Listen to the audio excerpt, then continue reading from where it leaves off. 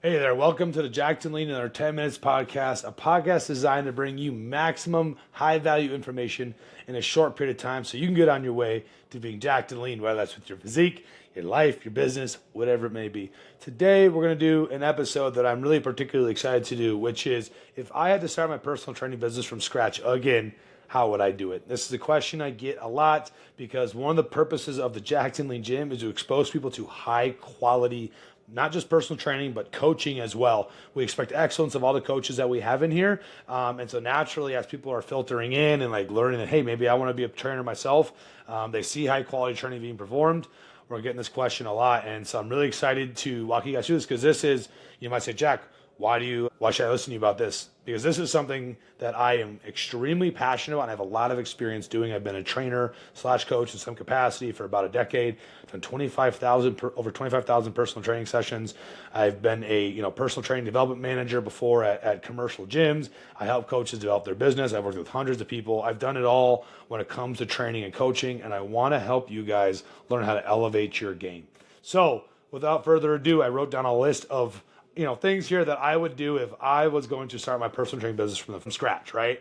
Now, the first thing I would do is I get a certification and go work at a commercial gym. You might say, Jack, I thought certifications were BS. I'm not going to get too much into that other than to say having a baseline certification is required for a job at most gyms. Also, to acquire some liability insurance is oftentimes required. So get one. I don't care which one. And by the time this video comes out in 5 years in the future, there'll be different ones available. But ACSM, NASM, really just get something that's going to help you pass those baseline qualifications to get a position at a commercial gym. Now, why do I recommend a commercial gym when I myself own an independent gym?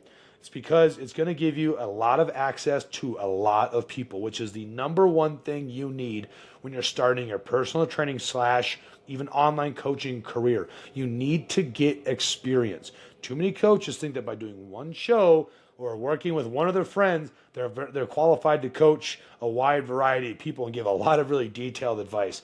And that is complete BS and is unscrupulous. And oftentimes it just leads to failure as a coach. Or they think, hey, I'm going to go online, and they can't get any clients because they don't have a following. They try to go to an independent gym and they fail because, frankly, they just don't have the experience to give the level of value that they need to. So go to a commercial gym. You will find a lot of people who need a lot of help. You start there, get as much in the trenches experience as possible. It is the best teacher out there. I'm going to do a whole nother podcast on advice for like new trainers, but one of it is get experience in the trenches. It will trump any study you ever read. I promise. So studies where you start your experience or your knowledge on an intervention, the experience is where you really drive the home and become an expert. All right. And when you're at this commercial gym, you're going to walk the floor constantly. I would be on there 24/7, especially if I don't have other obligations like a family and these other things. Okay. I'll be at the gym as much as possible. You're walking around wearing your uniform. You walk up to someone on the treadmill. Hey, I'm Jack. What's your name? Oh, it's nice to meet you. I'm a new trainer here. I just want to introduce myself. You can leave it at that if you want to. Walk away. The next time you see the person, walk in the door, greet them from a distance. Okay, then maybe go up to them in their lift and say, hey, it's good to see you. What are you working out today? Oh, I'm doing push. Awesome. You can continue the conversation or walk away. And then the third, fourth time you walk up, hey, do you mind if I show you something on that real quick? They have buy-in, they trust you, their guards down. You can then start to actually provide them with real value. If you try to sell because you need money, you're going to seem desperate and it's not going to come off well. You need to build genuine connections to then get them as a client, to then build your experience, which is the absolute number one thing you need. It's just more hands-on experience. Now, as far as pricing is concerned, I'd charge a reasonable rate. You can't charge what the most elite level trainers charge because you don't have the experience to do so. So charge something that's going to help people come in the door. Some people try to say, oh, you're devaluing yourself. Well, you don't have a lot of value to give quite yet. That's why you need the person.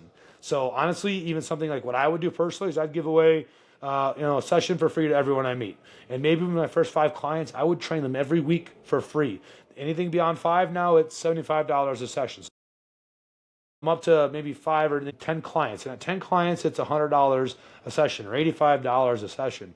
And by that point, you've accumulated a decent little roster, one that you can definitely start to get some transformations and testimonials from, because that is the number one key. You have to start showing tangible results. That leads to more clients and referrals, which is ultimately how you're going to grow your business. So, first 5 people, I'd give it all away for free. Okay, guys, it's not going to hurt you. It's only going to help you. And then beyond that, I do a cheap, reasonable rates, and then I just increase, and then you can either grandfather your previous people in or charge more. It's up to you. All right. And in the meantime, while you're doing all this, trying to build your business, I would do some sort of a nutrition coaching type course or certification. Something like J3U is something I recommend to a lot of the newer coaches I talk to. I think it's a pretty good overall course for some lab work stuff, some nutrition stuff, some overall coaching principles. And then here's the big kicker. You need to try to pay down that ignorance debt with a mentor as quickly as possible. And what I mean by that, that's a terminology I learned from Alex Hormozi, is, when you start off in a new endeavor, okay, there's going to be a lot you don't know. And the only way to gain it is through experience and time. So how can you pay that down as quickly as possible? Hiring a mentor, especially one that can help with the implementation, the application of these concepts you're learning, help you troubleshoot client issues, etc. If you can afford it, I would absolutely pay for one. Okay, that will help you continue education beyond these basic nutrition kind of coaching and personal training certifications, right? And at the same time, while you're learning that, hey, Jack, what should I do about social media? Well, start telling your story. You are your first client. Okay, you should be your best client, because if you can't implement what you're preaching to other people, why should they trust you? You need to get some results or transformation with yourself, or pay a coach to help you and document that process. That's going to create a lot of buy-in, and I would just document that journey on social media. I was consulting with another coach. She's a mother, and she wants to work with people like her. If you can be someone like her who you are your demographic, that's going to be an absolute, that's money, because now you know exactly what people like you struggle with. You're very relatable. You can ultimately provide them with solutions, which is what trainers are there for, is to help people solve their problems, keep holding them accountable. And if you are your target demographic, the value you can provide is insane. So then just go where you as yourself, go to the grocery store and talk to people. Go talk to people at book clubs. But again, the gym floor is absolutely crucial. Start telling your story on social media. That will gain a little traction. And then as you're trying to get results with people, you can start posting those transformations, those testimonials, and getting those referrals.